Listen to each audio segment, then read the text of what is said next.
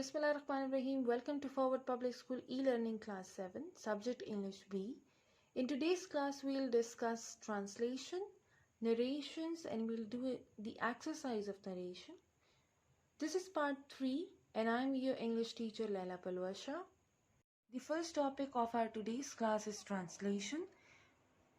We'll be doing the translation of present perfect tense. The structure for present perfect tense is subject plus have and has plus third form of the verb plus object. Present perfect tense की पहचान ये है कि present के लिए हम हूँ, हैं और हैं लफ्ज़ इस्तेमाल करते हैं, जबकि perfect के लिए हम चुका, चुकी या चुके लफ्ज़ इस्तेमाल करते हैं. So the first sentence is I have completed my work. जब इसको उर्दू में ट्रांसलेट करेंगे तो हम कहेंगे मैं अपना काम को मुकम्मल कर चुकी हूँ. Next sentence is that girl has written a story. वो लड़की कहानी लिख चुकी है. The third sentence is we have heard the songs. हम गीत सुन चुके हैं. We have accepted the invitation. हमने दावत कबूल कर ली है. And the last sentence is they have gone. वो जा चुके हैं. Okay, so the next tense is past perfect tense. For past we use ta, ti, te. And for perfect tense we use chuka, chuki, chuke. The structure for past perfect tense is subject plus had plus third form of the verb and then the object. The first sentence is he had written a letter. वो खत लिख चुका था. The next sentence is I had finished my work. मैं अपना काम ख़त्म कर चुकी थी. The third sentence is the police had arrested the thief. Police चोर को गिरफ्तार कर चुकी थी. The fourth sentence is they had offered the prayer. वो नमाज पढ़ चुके थे. The fifth sentence is I had taken the breakfast. मैं नाश्ता कर चुकी थी. Okay, so the next tense is future perfect tense. The structure for future perfect tense is subject plus will plus have and plus third form of the verb. For future perfect tense इसकी पहचान ये है कि sentence के आखिर में चुके होंगे, चुकी होगी, चुका होगा words use होंगे. So the first sentence is the guests will have arrived. मेहमान आ चुके होंगे. The next sentence is they will have offered the prayers. वो नमाज पढ़ चुके होंगे. The third sentence is we shall have taken rest. हम आराम कर चुके होंगे. The fourth sentence is they will have taken the breakfast. वो नाश्ता कर चुके होंगे. And the fifth sentence is my mother shall have cooked the food. मेरी अम्मी खाना पका चुकी होंगी. Now present perfect continuous tense. The structure for present perfect continuous tense is subject plus have been and has been plus first form of verb plus ing plus since and for. हम since तब use करते हैं जब हमें exact time का पता हो, और for तब यूज़ करते हैं जब हमें एग्जैक्ट टाइम का पता ना हो. प्रेजेंट टेंस के लिए हमारे पास हैं और हूँ वर्ड्स इस्तेमाल होता है, जबकि परफेक्ट टेंस में हम चुका, चुकी या चुके लफ्ज़ यूज़ करते हैं, और कंटिन्यूस टेंस के लिए हम रहा, रही, रहे वर्ड्स इस्तेमाल करते हैं. Look at the first sentence, that is they have been coming to the park since morning. वो सुबह से सैरगाह में आ रहे हैं. तो अब हमें टाइम का पता है कि कब से आ रहे हैं वो पार्क. ठीक है. The next sentence is the players have been playing football since 4 o'clock. See, exact time given है हमारे पास. खिलाड़ी 4 बजे से फुटबॉल खेल रहे हैं. The third sentence is the child has been crying for 2 hours. 2 hours तो हमें नहीं पता कि कौन से 2 घंटे. बच्चा 2 घंटे से रो रहा है. That's why we have used for or here, because हमें टाइम एग्जैक्ट टाइम का नहीं पता. The next sentence is the teacher has been teaching since 8 o'clock. उस्ताद 8 बजे से पढ़ा रहा है. Ahmed has been flying the kite since 2 o'clock. Ahmad 2 बजे से पतंग उड़ा रहा है. Past perfect continuous tense. The structure of past perfect continuous tense is past perfect continuous tense. The structure of past perfect continuous tense is subject plus had been plus ing form of verb. ing form of verb means verb की first form और उसके साथ जब हम ing add कर देते हैं, जैसे वेटिंग, तो वेट हमारे पास वर्ब की फर्स्ट फॉर्म है और ing हमने ऐड कर दिया तो हमारे पास वेटिंग बन गया. ing form of verb plus since and for. The first sentence is the guest had been waiting for the meal for an hour. मेहमान 1 घंटे से खाने का इंतजार कर रहे थे. Next sentence is it had been raining since morning. सुबह से बारिश हो रही थी. The third sentence is Ali had been studying in this school since 1948. Ali 1948 से स्कूल में पढ़ रहा था. The child had been playing with the toys since 2 o'clock. बच्चा 2 बजे से खिलौनों के साथ खेल रहा था. Next sentence is he had been taking exercise for 2 days. वो 2 दिन से वर्जिश कर रहा था. Future perfect continuous tense. The structure of future perfect continuous tense is subject plus will or shall plus have been plus ing form of verb plus since and for. The first sentence is he will have been reading the newspaper since 7 o'clock. वो 7 बजे से अखबार पढ़ रहा होगा. Next sentence is we shall have been writing the essay since night. हम रात से मजमून लिखते रहे होंगे. The third sentence is the girls will have been doing homework since evening. लड़कियां शाम से होमवर्क कर रही होगी. Nadia will have been learning the lesson for 2 hours. Nadia 2 घंटों से सबक याद कर रही होगी. The last sentence is the birds will have been chirping since morning. परिंदे सुबह से चहचहाते रहे होंगे. By chirping we means चहचहाना. The second topic of our today's class is narrations. Narrations are further being divided into 2 parts, that is direct speech and indirect speech. Direct speech are the actual words said by the speaker, and indirect speech, these are not the actual words of the speaker but has a meaning as a direct speech.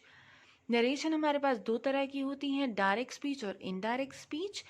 Direct speech हमारे पास speaker के actual words को कहते हैं, जबकि indirect speech में हम speaker के actual words को अपने अल्फाज में बयान करते हैं. हमारे पास डायरेक्ट स्पीच जो है वो फर्दर डिवाइडेड है 2 पार्ट्स में. एक रिपोर्टेड स्पीच और दूसरा रिपोर्टेड वर्ब. डायरेक्ट स्पीच में हम कोटेशन मार्क्स यूज करते हैं, जबकि इनडायरेक्ट स्पीच में हम कोटेशन मार्क्स यूज नहीं करते. अब डायरेक्ट स्पीच में the words inside the commas are called reported speech. वो वर्ड्स जो कॉमर्स के अंदर होंगे, इन्वर्टेड कॉमर्स के अंदर होंगे, उनसे हम रिपोर्टेड स्पीच कहेंगे. और the words outside the commas are called reported verb. और वो अल्फाज जो इन्वर्टेड कॉमर्स के बाहर लिखे जाएंगे उसे हम रिपोर्टेड वर्ब कहेंगे.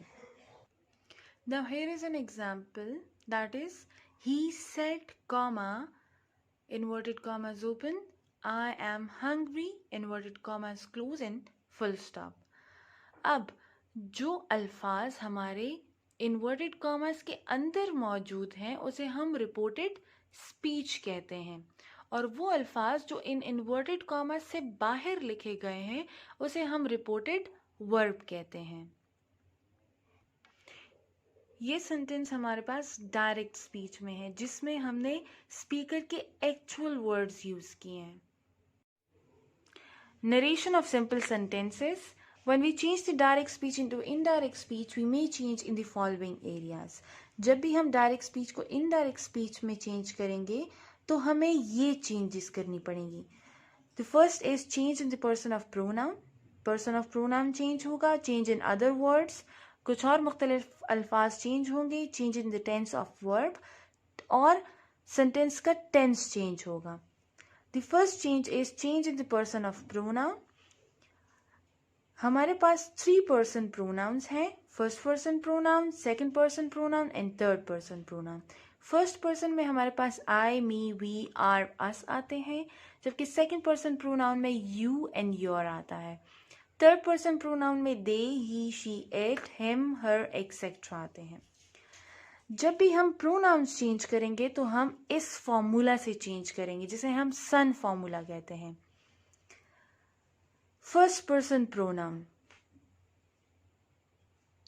फर्स्ट पर्सन प्रोनाउन जो कि रिपोर्टेड स्पीच का होगा, उसको हम according to the subject of reported verb change करेंगे। इसी तरह सेकंड पर्सन प्रोनाउन अगर हमारे पास रिपोर्टेड स्पीच में मौजूद है तो उसे हम according to the object of reported verb change करेंगे। और अगर हमारे पास थर्ड पर्सन प्रोनाउन यूज हुए हैं डायरेक्ट स्पीच में, तो जब हम उसे इनडायरेक्ट स्पीच में चेंज करेंगे तो वहां पर कोई चेंज नहीं आएगा, बल्कि एज इट इज ही लिखा जाएगा। First person pronoun in the reported speech is changed according to the subject of reporting verb. For example, he says to me, I am late. Now you can see, ये हमारे पास है reported speech और इसे हम कहते हैं reporting verb. अब हमारे reported speech में जो first person pronoun यूज हुआ है, इसको हम according to the subject of reported verb change करेंगे। ही हमारे पास थर्ड पर्सन प्रोनाउन है और आई हमारे पास फर्स्ट पर्सन प्रोनाउन है, तो आई को हम चेंज करेंगे जो कि फर्स्ट पर्सन प्रोनाउन है according to the subject of reported verb. जब ये हमारे पास यही सेंटेंस इनडायरेक्ट स्पीच में चेंज होगा तो हम कहेंगे he says to me that. अब आई नहीं लगाएंगे, आई की जगह हम ही लगाएंगे, he is late. Second person pronoun is changed according to the object of the reporting verb. For example, he says to me, you are late. He says to me is the reported verb and you are late is the reported speech.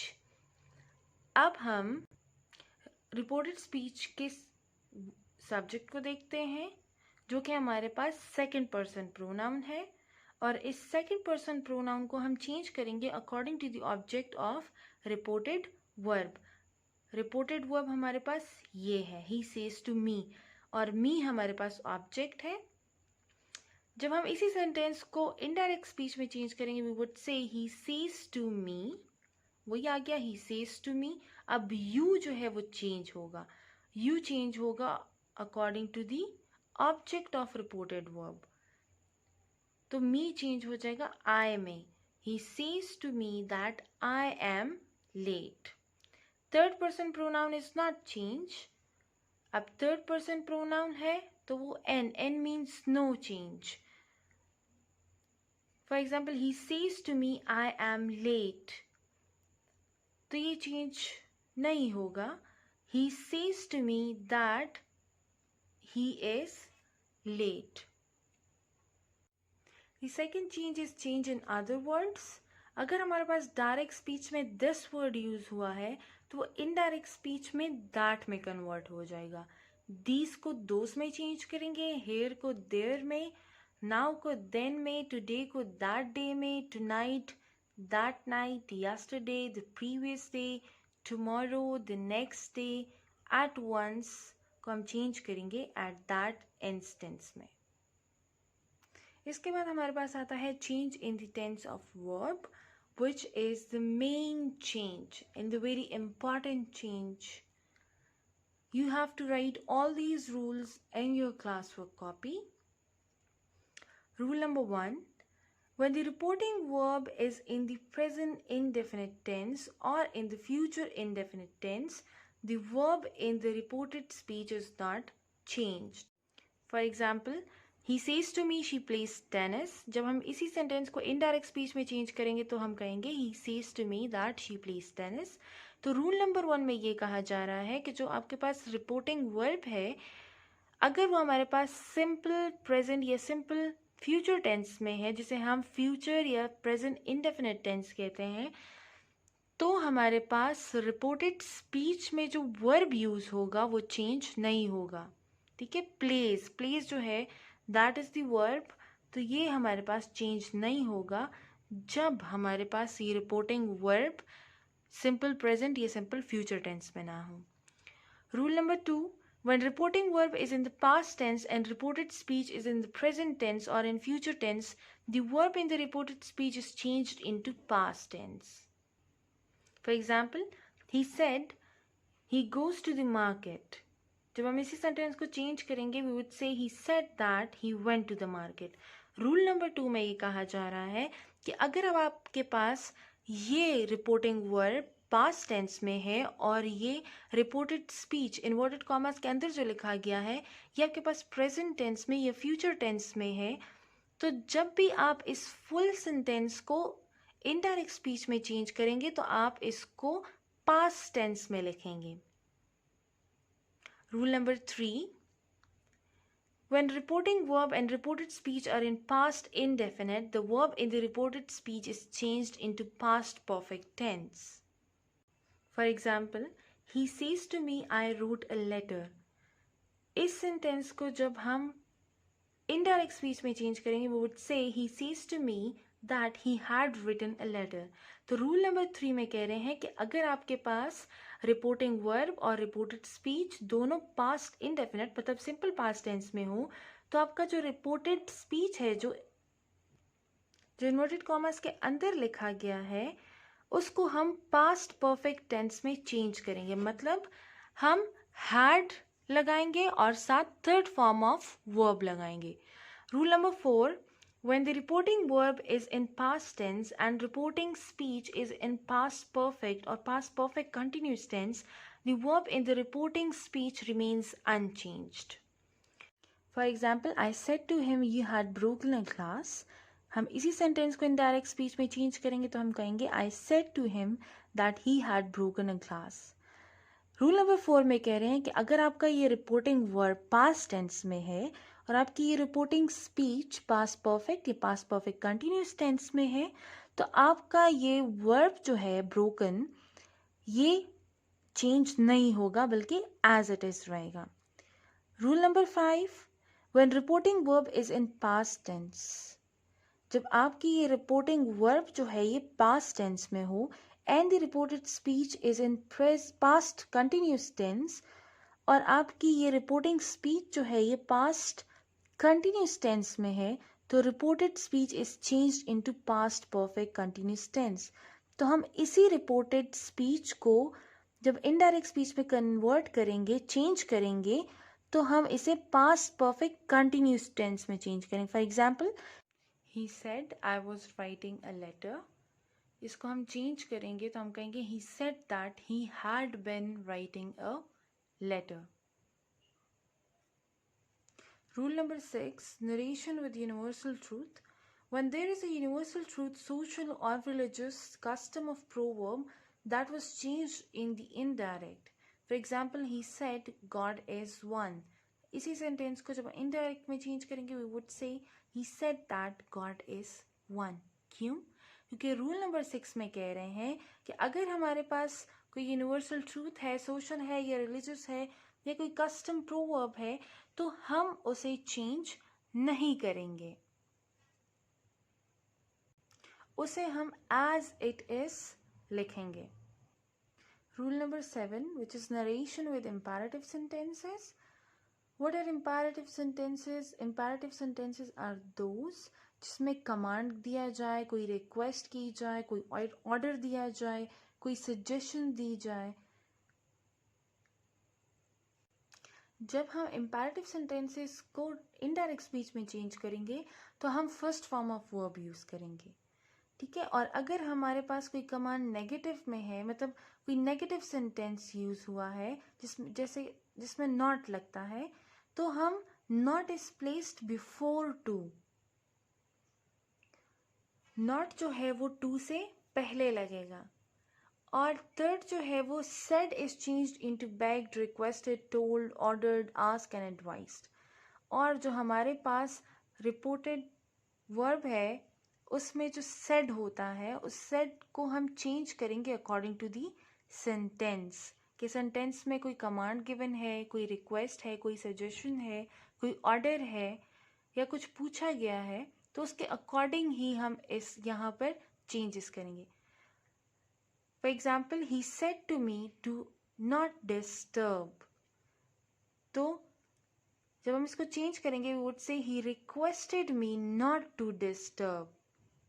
to से पहले हमने not लगा दिया और said की जगह हमने requested लगा दिया. The second sentence is my mother said to me, please learn your lesson. तो अब एक advice given है ना आपको इस sentence में. तो my mother advised me to learn my lesson. Rule number 8, exclamatory sentences. किस तरह हम exclamatory sentences को indirect speech में change करेंगे? First of all, that word use करेंगे हम. Interjections are not allowed, ठीक है, हम वो use नहीं करेंगे. Interjections are oh, alas, hurrah, wow, इस तरह के वर्ड्स को हम इंटरजेक्शंस कहते हैं जिसमें हम सडन फीलिंग्स को शो करते हैं, फीलिंग्स और emotions. The third is said is change into exclaimed with. ठीक है, सेड वर्ड को हम चेंज कर देंगे एक्सक्लेम्ड विथ. अब बाकी सेंटेंस पे डिपेंड करता है कि सेंटेंस खुशी वाला है, गम वाला है, क्या है. And next is when the reported speech starts with how and what, these are changed into very. अगर हमारे पास reported speech में how या what लगता है तो हम उसकी जगह indirect speech में very word use करेंगे. For example, he said, hurrah, he has won the match. अब hurrah word जो है वो direct speech में है, लेकिन indirect speech में हम यह word use नहीं करेंगे. हम सेड को चेंज करेंगे एक्सक्लेम्ड विथ से, और सेंटेंस के सेंस को देखते हुए हमें पता चल रहा है कि ये खुशी का है, कोई खुशी का इजहार हुआ है. So he exclaimed with joy that he had won the match. Sentence number 2, Sara said to me how clever you are. तो Sara told me that I was very clever. Rule number 9, that is interrogative sentence. जब हम interrogative sentence को indirect speech में change करेंगे तो हम that word use नहीं करेंगे. सेड को चेंज कर देंगे आस्क्ड और इंक्वायर्ड ऑफ में. और when question in the reported speech begin with auxiliary verb, जैसे कि is, am, are, was, were, will, shall, would, should, has, have, had.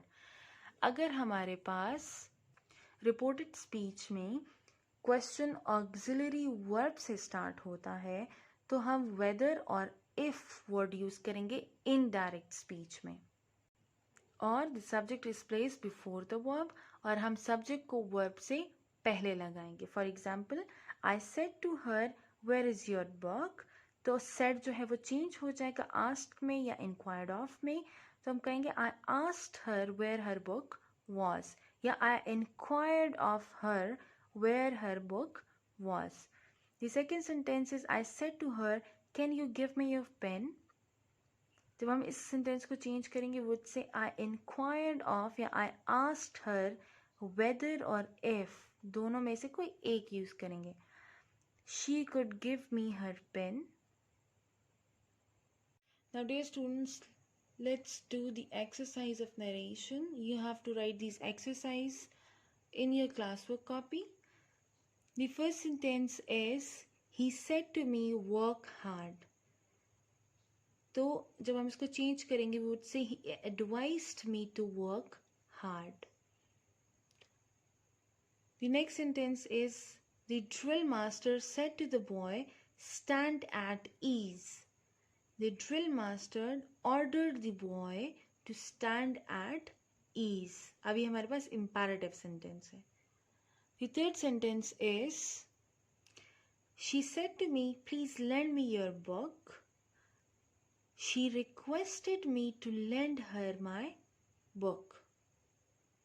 Sentence number 4, he said to me do not make a noise. He told me not to make a noise. Number 5, he said to her let's pay a visit to the museum. तो अब इस sentence में suggestion दी गई है I suggested her that we should pay a visit to the museum. Number 6, I said to the servant post the letter at once. अब order दिया गया है तो I ordered the servant to post the letter at that instance. Number 7. The officer said to his friend, "Call on me tomorrow. We will talk over the matter."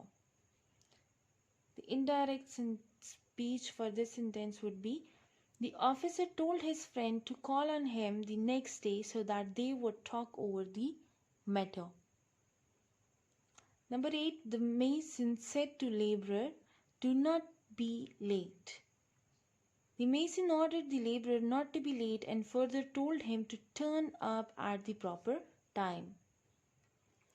The old man said, "See, my sons, the power of union." The old man showed or told his sons the power of union. Number 10. "Shall I have to go to the prison?" said the man. The man asked whether or if he should have gone to the prison. अभी हमारे पास interrogative sentence है, right? Next is, the king said to the boy, "Are you shepherd who decided cases?"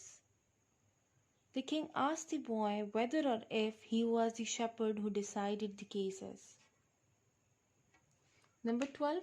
The boy said to his father, "Will you allow me to go to Gilgit to see my friend?" The boy asked his father whether or if he would allow him to go to Gilgit to see his friend. Number 13. The father said to his son, "Have you seen the toy I brought yesterday?" The father asked his son whether or if he had seen the toy he brought the previous day. Yesterday जो है वो previous day में change हो गया. Sharif said, "Hurrah, I stand first." Sharif exclaimed with pride that he stood first. These are exclamatory sentences. Number 15. "Why do you carry this dog?" said the father to his daughter. The father asked his daughter, why did she carry that dog? Dear students, this was the end of our class. You're supposed to write translation, rules of narration, and exercise of narration in your classwork copy. Thank you. Stay home, stay safe. Allah Hafiz.